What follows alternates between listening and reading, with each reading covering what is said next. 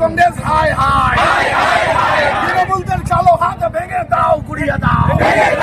গোপালনগর কালীবাড়ি চাকদা রোডে বিজেপি কর্মী ও স্থানীয় মহিলারা প্রতিবাদে রাস্তায় বসে অবরোধ করেন। তাদের প্রতিবাদ করছেন বনগাঁ উত্তর ও দক্ষিণের দুই বিজেপি বিধায়ক অশোক কীর্তনিয়া ও স্বপন মজুমদারের পরিবারের ওপর হামলার ঘটনার বিরুদ্ধে। আজকের ঘটনার সূত্রপাত ঘটে বিপুল উত্তেজনার মধ্যে, যখন বিধায়কদের পরিবারের সদস্যদের বহনকারী এসইউভিটি আচমকাই আক্রমণের শিকার হয়। কাঁচ ভাঙা, লাঠি ডান্ডা দিয়ে আক্রমণের অভিযোগ ওঠে এবং সেখানে উপস্থিত লোকজনের সাথে গাড়ি চালক ও নিরাপত্তার মধ্যে টক্কর তৈরি হয়। প্রতিবাদকারীরা দাবি করেন, আমাদের গণতন্ত্র বাঁচাতে হবে, অপরাধীদের উন্মুক্তভাবে শাস্তি চাই। বাংলার সৎ মানুষ কিসের জন্য নির্যাতিত হচ্ছে? ঘটনাস্থলে অবস্থান বিজেপি বিধায়ক স্বপন মজুমদার বলেন, অন্যায় অবিচারের বিরুদ্ধে আমরা আওয়াজ তুলব, রাজপথে দাঁড়াবো।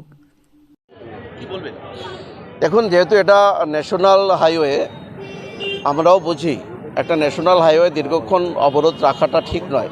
হাজার হাজার গাড়ি চলে, সাধারণ মানুষের জনজীবনে ক্ষতি হয়।